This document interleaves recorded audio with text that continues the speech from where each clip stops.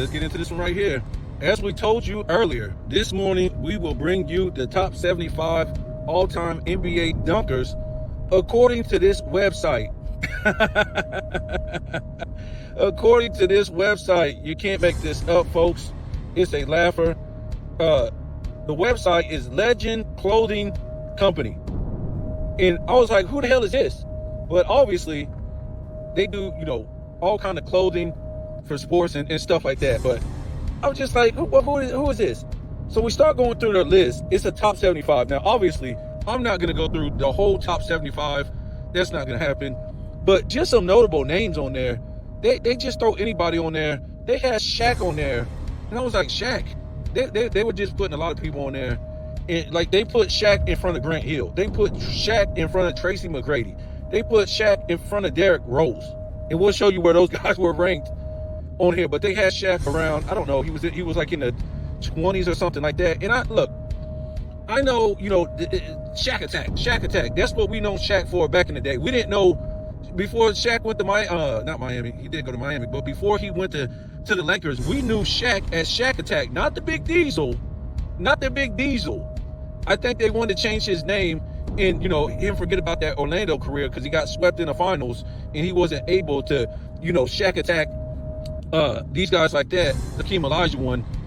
So I think, he was down with the Shaq Diesel, but Shaq Attack, that's what we knew Shaq as, the Shaq Attack. So I guess you could say, his dunks back then, he was known for dunking. That's what Shaq was known for. So I guess that's why they put him so high. I guess some people kind of remember Shaq Attack. Shaq was just going to dunk on your ass. Shaq bringing down the whole backboard with the whole damn rim and everything. Remember the Shaq Attack? A lot of times you didn't want to be under that rim when he dunked. You didn't know if the whole damn thing was going to come down, or, you know what I'm saying? You didn't know if the glass was going to break or nothing. You didn't know.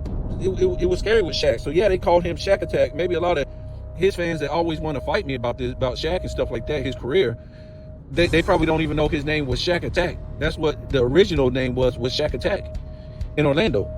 That's what we knew him under, right?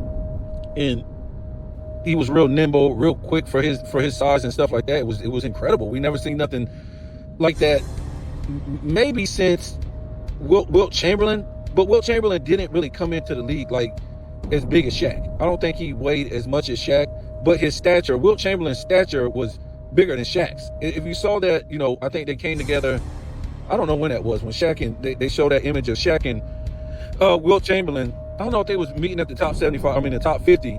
And even then in the 90s, you could see the stature of Wilt Chamberlain was just so much bigger than Shaq's. It was like scary. Like, wow. The stature of that guy was like so ridiculous. That's why I don't think Shaq could ever fuck with Wilt Chamberlain. If you couldn't even mess with, you weren't even making defensive teams.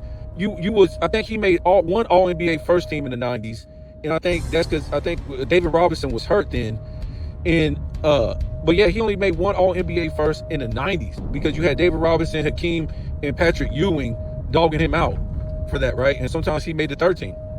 So, anyways, so we're gonna go over some other dunk lists and stuff like that, and see the comparison in all-time dunkers, what they consider an all-time dunker. To me, if you didn't even enter the dunk contest, to me, you're not an all-time dunker. For real. I'm not trying to say you had to win a dunk contest to be an all-time dunker, and you should be in that class.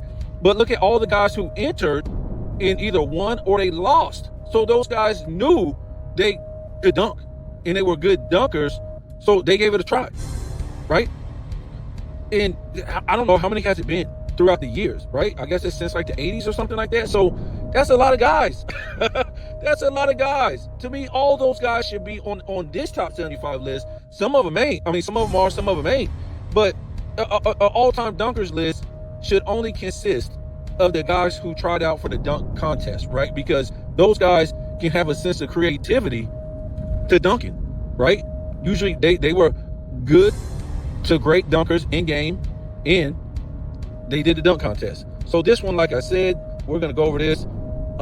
Legends Clothing. So they have Vince Carter at 1. Okay, it's cool. Michael Jordan at 2. I got Michael Jordan at 1 all day just because his creativity, his hang time, and all the stuff that comes with Michael Jordan. Vince Carter can't sniff that. Vince Carter is just known for ups. Yes, he got creativity. He don't have that hang time. He don't have the floating time. And I don't think he has the creativity of Michael Jordan just because he don't have that hang time like that. So I got Michael Jordan at 1. If you want to say Vince Carter, I'm cool with that. They had Dominique at 3, Dr. J at 4, Jason Richardson at 5. Wow, I'm surprised they had him at 5. You had David Thompson at 6. I don't know, kind of suspect. Zach LaVine at 7. I will put Zach LaVine in front of Jason Richardson, and I will put him in front of David Thompson. Ja Morant at 8. Get out of here, bro. I told you, if you didn't even enter a dunk contest, you shouldn't even be up there with these all-time great dunkers. And no, he should. Now, if they didn't have the dunk contest back in the NBA back in the time, I'm not going to hold that against you if you were a good dunker. I'm not going to hold that. They might not have had it back then. And then they had Aaron Gordon at 9. Of course, I'm putting him, Zach LaVine, and Aaron Gordon in front of Ja Morant and Jason Richardson, which I don't have no problem with Jason Richardson. He kind of, start doing stuff that nobody even thought was possible before. But Zach LaVine and Aaron Gordon came and surpassed him. And you could, for me, I'm gonna be serious. You could put them two at the top of the list. Okay, I think those two did way better dunks than Vince Carter. The only thing that hurts Zach LaVine and Aaron Gordon, they just didn't do it in game enough. It just wasn't there, man. Zion Williams at 10. Give me a break. Why would Zion Williams be at 10? Now, let me tell you something else this list had. They try to justify this list by saying, oh, it just don't have nothing to do with the NBA. These could just be great dunkers and blah, blah, blah. Period. Sometime in their life, you even had a dude on here, they were talking about his college, him back in college, in his, him in high school, and in his college career, because I don't think he made it to the NBA. So at 11, you got Mac McClung. Mac McClung at 11? Under Ja Morant? Give me a break. Under Zion Williams? Both of these guys are playing right now and scared to battle against this plumber, Mac McClung, which is official. This guy should be in the top 5. I wouldn't even fight you of all time. The only thing that hurts him is in game because he don't play in the NBA. So if you want to put him in the top 10, I won't fight you. If you want to put him in the top 5, I wouldn't fight you. Blake Griffin at number 12. Okay, but I'll put Blake Griffin over, some of these other fools. Zion Williams and Ja Morant. Nate Robinson at 13. Oh my God. Spud Webb at 14. Look, if they had a real list as we go on down here and they had Spud Webb at 14 compared to the guys we're going to see coming down the line, I'll be like, okay. But a lot of these guys shouldn't be in front of Spud Webb. No. Spud Webb did dunks that nobody could do at the same height. And nobody has matched that since. Not even Nate Robinson. No. Not even Nate Robinson. He was good, but no. I'll take Spud Webb. And Spud Webb didn't need about 6-7 tries. My boy just got up with it. 15, you got Kobe Bryant on here. What a joke. You got some of these other guys in front of Kobe Bryant, like, Ja Morant and Nate Robinson and Zion Williams. Not even, David Thompson. No. And to me, not even Jason Richardson, because Kobe did it in a dunk contest, and he did it in game time and time again. They got 16 Charles Barkley. I don't know about that.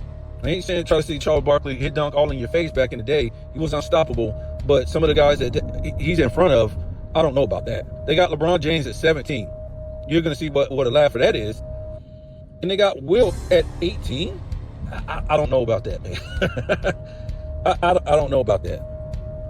I don't know. They put at 19 Elijah One and Clyde Drexler because they played together in Houston. Right? Because they played in college together. Come on, give me a break. And they used to do a lot of dunking, whatever. 20, Desmond Mason. What is that all about? Desmond Mason. Oh, goodness gracious. It's going to get worse. 21, they got James Flight White. And I think this is the guy they was talking about that maybe you guys know him. I think they said something about, him in high school and then him in college or something like that. I don't know about him, man. So they got Anthony Edwards at 22, but they got who's this? 24, they got J.R. Ryder behind Anthony Edwards. Give me J.R. Ryder any day. They got Gerald Green at 25. Give me a break. And they have Derrick Rose at 26. So you're trying to tell me that Derrick Rose is under a whole bunch of these guys? Desmond Mason, Anthony Edwards, Akeem Olajuwon. Check this out. Sean Kemp at 27. Sean Kemp is all the way down here at 27, folks. Oh my God. So let's skip a few, 99 and 100. Some notable mentions. They got Tracy McGrady at 41. Tracy McGrady. I told you it was getting real bad. Tracy McGrady at 41. Who's making these lists? They got Kenny Skywalker at 56. Are you serious? Are you serious? Kenny Sky. Come on. Baron Davis at 57. Baron Davis at 57. Behind all the names I just read off, Baron Davis. Come on, man. Stevie Francis at 58, folks. You can't even make this up. Stevie Franchise at 58. Stevie Franchise, a dude that will explode on you at any second. Wow. And of course, the heartbreaker of heartbreakers, Grant Hill at 65. Grant Hill at 65. Now, I didn't go through all of them, but Grant Hill at 65, folks. Wow. It's just incredible. These people need to stop making. They started out okay, and then they start getting stupid and start showing us that they have no idea what the hell they're talking about when it comes to them knowing what they're talking about. Oh God. That's just how it is, folks. So we got this other one right here, and it says it's called Ranker, Best Dunkers in NBA History.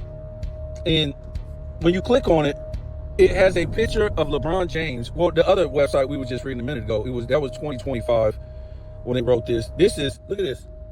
This was 2024. It's called Ranker, Best NBA Dunkers in NBA History. And number one, of course, they got Vince Carter. I'm cool with it. Michael Jordan at 2. And they have Dominique Wilkins at 3. They had Dr. J at 4. They have Sean Kemp at 5. They have Blake Griffin at 6. They got Kobe Bryant at 7. They have Clyde Drexler at 8. And they have LeBron James at 9. And they have Tracy McGrady at 10. Check this out. So, like I said, man, to me, if you had a chance to partake in a dunk contest and you said no and you didn't even get in there, you're disqualified from being in the top 10, top 20, to me, maybe top 50. Yeah, Tracy McGrady at 10. You won't even believe this. They got Shaq at 11. They got Shaq at 11, folks. Oh my God. What a heartbreaker. David Thompson at 12. They got Larry Nance at 13. They got Richard Jefferson at 14. I always say that. Jason Richardson at 14. Gerald Green at 15. Dwight Howard at 16. Russell Westbrook. No, that was 16. Yeah, Russell Westbrook at 17. They got Derrick Rose at 18. Daryl Dawkins at 19. DeAndre Jordan at 20. Isaiah Ryder at 21. J.R. Smith at 22. Josh Smith at 23. Harold Miner at 24. We didn't even hear Harold Miner on the other list. Desmond Mason at 25. You have Kevin Durant at 26. Y'all got to stop, man. And I think that's it. I mean, get out of here. Kevin Durant is known as an all-time great dunker. Oh, wow, man. This is getting out of control now. Let's see if we can find another one right here.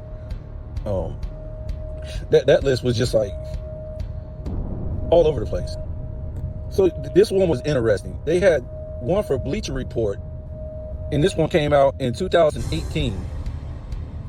I guess it was a top 10 dunkers of all time. They had Clyde Drexler at 10, David Thompson at 9, Spud Webb at 8, Jason Richardson at 7, Dr. J at 6, Sean Kemp at 5, Kobe Bryant at 4, Michael Jordan at 3. Wow. Dominique Wilkins at 2. Okay, I mean, if that's what. And they have Vince Carter at number 1.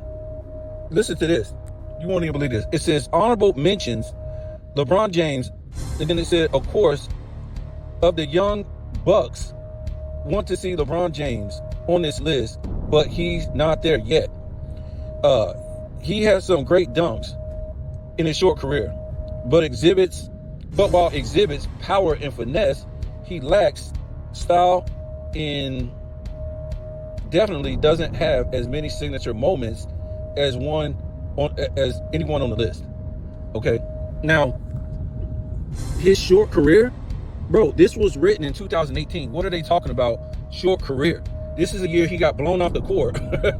he got blown off the court in the NBA Finals. What short career are they talking about? I'm lost. Short career. Wow. So this one, let me see what this one's talking about. Of course you want to do that because you're stupid. Is this even a dunk list? So this one this one's called NBA. That's all it's called, NBA. No basketball, basket news. Top 10 dunkers of all time featuring their great dunks.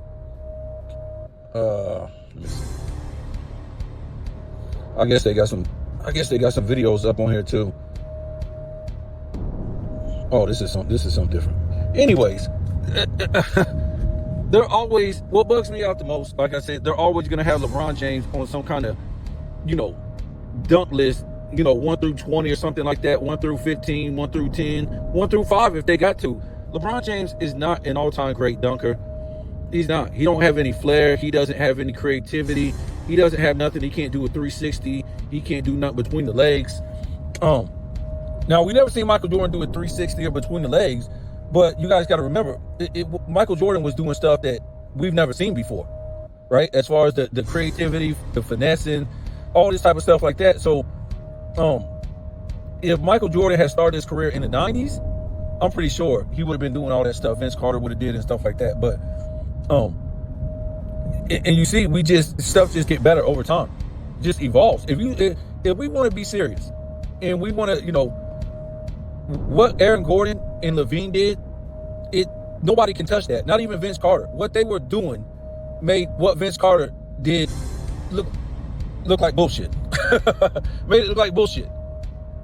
And a lot of people say, oh man, I just, a lot of people, they like the old dunking, where you just do it with the ball and stuff like that. And it kind of gets boring that way because everybody done did the same dunk then. Between the legs, I think some other people did that first dunk that, started doing the dunk that Jason Richardson did from the baseline between the legs and like a 360 or something like that. Some other people started doing it. So the dunks kind of you can only do so many, style of creativity dunks with no, what do you call them? Without any gimmicks and stuff like that, without jumping over something, without somebody holding something, without somebody throwing. It's only so much you can do right there. So you got to switch it up. You got to switch it up to doing gimmicks, right? And a lot of people, Michael Jordan, he copied it from the free throw line, and then after Michael Jordan did it, everybody started doing it too. Scottie Pippen did it. I think Brett Barry did it with his warm ups on. It just got like stale. It's only so many, styles you can do just with a ball. You know what I'm saying? So what Levine and Gordon did, it should have set the table for the greatness to continue. And I don't think nobody really reached their level again until we got the Mac McClung, right? Nobody ever reached that level again as all the gimmicks and stuff like that. Just because you do like gimmicks and jumping over stuff and just the stuff they were doing, I don't think it's bad because it's timing. You got to have great timing with that too to come through with it. And they were able to do it. Some of the other guys, look, I'll give you like up to 3 tries. But after that, it's kind of deflating. And if you get like 4, 5, 6, it's really like, anybody can do it on 6, 7, 8, 9, 10 tries, right? Well, not like us, but I'm just saying a lot of other guys in the NBA, they can do it on like 6, 7, 8, 9 tries. But to be able to do it on the first, second, third try, you in the house. So, yeah, LeBron James ain't no all-time great dunker. I don't know why they ever have him on the list. He just didn't prove that. It's kind of weird because he's got like crazy hops. He's got some bunnies. I ain't gonna lie about that, especially back in his heyday and stuff like that. He got some ups, so we can't like debate that he can jump, but we don't know why he just can't. Was never able to come with the creativity with the jumping package. That's just too bad for his fans, and we don't ever want to see him in no top top 15. Like I said, man, to me, all this stuff, you shouldn't even be in there if you never even even got in the dunk contest. You at least got to try to get in the dunk contest. You got to put your name in the hat, and you got to compete. You don't. I mean, that's like, oh yeah, this dude's one of the greatest 3-point shooters of all time, and he never even was in the 3-point contest. That's ridiculous. That's just like saying, I mean, I don't know. Maybe there are some guys that were really good at shooting the three, but I don't know. Was Steve Kerr in there? I don't know if Steve Kerr was in the 3-point contest. And Steve Kerr is way up there in 3-point percentage. I might have to look that up. But yeah, LeBron James, he's supposed to be the king. He's supposed to be one of the. And you know what's so crazy? That's what he was known for. Basically, he wasn't known for a mid-range or shooting a three or post work or nothing like that. Coming into the NBA, he was known for what? He was known for dunking and doing layups, and that's what he did too. When he came into the league, he did a lot of dunking, and that was his MO. Ain't nothing wrong with that. Michael Jordan did a lot of dunking too, but Michael Jordan could shoot. On top of that, let me see. Steve Kerr. Is it Steve Kerr? 3. Let me see if he was in the 3-point contest. 3-point contest. Steve Kerr, 1997 NBA 3-point shootout in Cleveland, Ohio. After 3 prior unsuccessful attempts, did he win? He defeated competitors each John Stockton, Glenn Rice, and Tim Legler. So he did win in 97. Wow. See, a lot of people sleep on John Stockton. John Stockton could hit that 3. John Stockton could hit that 3 if he wanted to. And a lot of people always say John Stockton, he kind of like sacrificed his points to be more of like a traditional point guard and stuff like that, because he damn sure could shoot. So Steve Kerr did enter and win a 3-point contest, and that's what I'm talking about. Maybe you guys can, put me down on somebody who was a great 3-point shooter and then enter the 3-point contest. I just don't even know. I'm not gonna say there's none. But I just can't even remember. I didn't say win.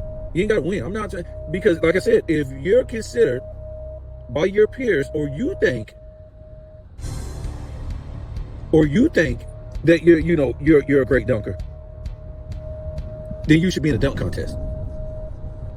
See, for the 3-point contest, I think it's kind of different, because it's going to be determined how good of a, should you enter that 3-point contest, depending on how good of a 3-point shooter you are during the regular season. I mean, it's that simple. If you shoot a good percentage, you should be there. Now, for Michael Jordan, we don't know why the hell he was there. And that shit, listen, I'm glad, I brought that up. And Michael Jordan does deserve to be in this conversation, not as a good 3-point shooter, but it goes to his competitive nature. Michael Jordan said, well, I already won 2 of these dunk contests. I'm going to go ahead and jump in this 3-point contest. His competitive nature. We all know about Michael Jordan's competitive. Everybody look at that, Mike. What the hell are you doing here? You're taking up a spot for somebody that could be here, that can really shoot threes, or could be winning. I'm Michael Jordan. Okay, Mike, you're right. And Mike got out there and bricked it up. But that just goes to Michael Jordan's competitive nature. That ain't something LeBron James has. Right? He's not saying, look, even though I suck and they've been lying that I'm one of the all-time great dunkers, I'm going to get out here and just give it a try. If I fail, I fail. No, that's not LeBron James. That's why he had to go build all his super teams. After he got stomped out in the NBA Finals, he didn't say, oh, well, let me go back there and get better and let me try it. No, he had to go get the best players to go back there. See, Michael Jordan, he lost in, what was that year? Was it 85? Yeah, he lost in 85, right? He broke this is incredible. He broke his foot in 86, what was it, 85, 86 season, so he didn't get to qualify. So he could have been like, Michael Jordan could have been like, no, I ain't going back out there. Dominique just beat my ass. He was bamming the rim, and I was trying to float around, and I lost. And then on top of that, I broke my foot. last year. There's no way I'm gonna be able to compete and do this. Especially I got to play Dominique Wilkins. Nope. Or play anybody, because I think one of them, Dominique, didn't come, right? If I'm mistaken. But it don't matter. He could have been like, I broke my foot the year before, and I don't have the same hops. And on top of that, I've already lost once. Now I have a chance now to go 0-2. Okay, now he wins that one, and he says, that's gonna be it. I got my revenge. I'm 1-1. Boom, bam, bam. Now, if I go back, I could end up being, 1-2. I don't want that on my resume. Nope. He went back again, and overall, he was 2-1. Okay. So, LeBron James, this is what I'm saying. He doesn't qualify. He doesn't have the heart. He don't have the basketball soul to be on the all-time dunkers list. He's a chicken. He's scared. Like he was scared to go back to the NBA Finals without a super team. He was scared to death. But everybody in the league now is supposed to be, bow down to him and say how great he is. He's got all these championships with super teams. And then you got other guys who beat him without super teams. How does that sound? So you beat me without I beat you without a super team. But you beat me with a super team. But if I went and got a super team, it was unfair. Wow. I tell you what, man, and I say this a lot. You got to put this, you got to put the onus on the NBA. I know on here it's easy because LeBron James is an easy punching bag, right? And not the NBA, because it's a business, it's a company, it's an organization to where whatever they say for their company, it goes, right? So if they were sick of LeBron James 5 years ago and all this trouble he stirred up, it would have been like, that's it. We want to promote somebody new, right? And I think that's what they did to Michael Jordan in '98. They can give you some stupid story that doesn't make sense, like, Jerry Krause and, Reinsdorf and all these fools. They want to get rid of Phil Jackson. They want to get rid of Pippen. They didn't want to sign all this stuff. You can be gullible as you want and even stupid, but nobody's going to sit there and say, I don't want to make all this money. I don't want to keep making all this money. No, folks, the NBA, period, wanted to move on. They wanted to move on because guess what? Michael Jordan wasn't going to lose. Michael Jordan wasn't going to lose. Especially in that little short striking season where he would have had let's just say if they would have kept the team. In that little short striking season, guess what? That would have been a lot of rest for Michael Jordan because all of them was tired. Michael Jordan and Pippen and Rodman, they were all tired. So they would have ate that season up. It would have been all good. But again, they all play part to the whole thing. You know what I'm saying? They got to play the part. Yeah, the team don't want us back. No, the team do want us back. They just had to play the part. They had to play the part of what was going on. The NBA broke it up, folks. And of course, they're not going to tell you that because, that's just the way, business runs, right? It's kind of like a fraternity and all that stuff. But with the LeBron James thing, that's all they have. That's all they have. For better or worse with LeBron James, that's what it's been. They're making money off the better and the worse, right?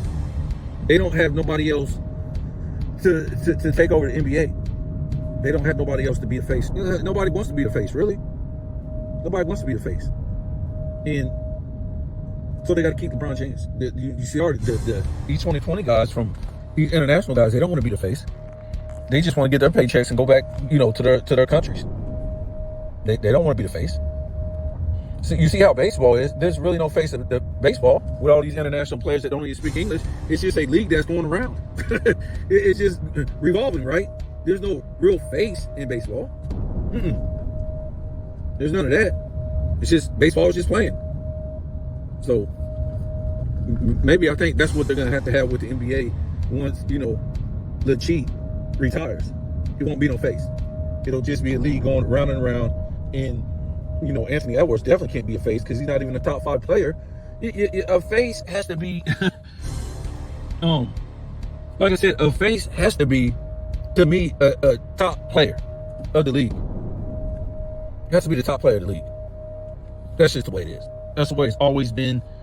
And it's too bad it didn't happen with LeBron James. He was never, he was like a de facto face of the league, right?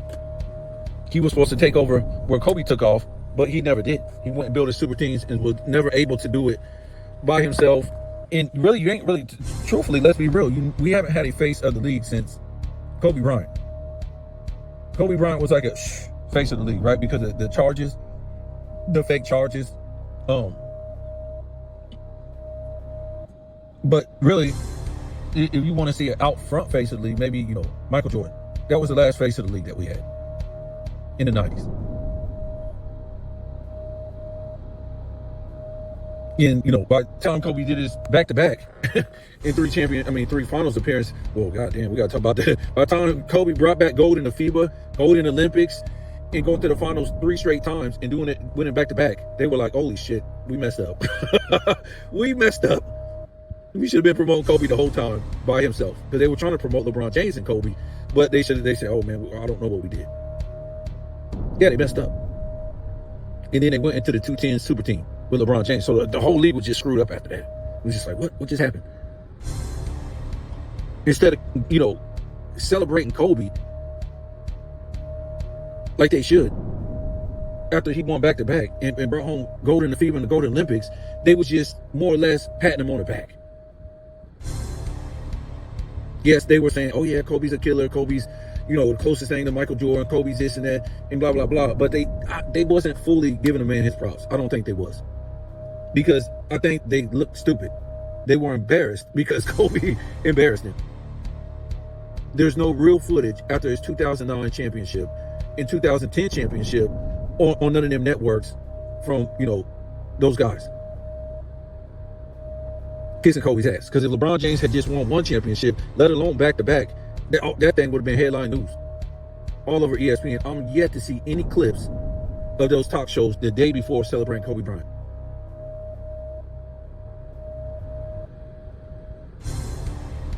I think they pulled him off, because what I heard, they were saying Kobe Bryant was better than Michael Jordan on them talk shows. The first and 10 and all that stuff. First take, whatever it was. Yeah, so it blew up on them. It blew up in their face. They was embarrassed. What Kobe pulled off. This guy won a championship in the first year of the decade, 2000. Won a championship in the last year of the decade, 2009. In the beginning of the new decade, 2010. What? Wow. While winning 2 gold medals in FIBA in the Olympics. So I'll leave you with this right here, folks. After the way they treated Kobe had every right to leave. The reason why you don't see Kobe no more, Kobe had every right to leave. Kobe didn't want to be here no more. I done seen videos of Vanessa and Kobe Bryant on social media that people thought was old. It's not old. Kobe's still around. He don't want to be here no more. He didn't want to be around the trash that's around here anymore. You can't blame him. You can't blame him. Kobe knew the NBA was over a long time ago. He even said it and things like that. The NBA's been over for a minute. So that's all I'm going to tell you, that Kobe had every right to leave when he left. He had every right to leave.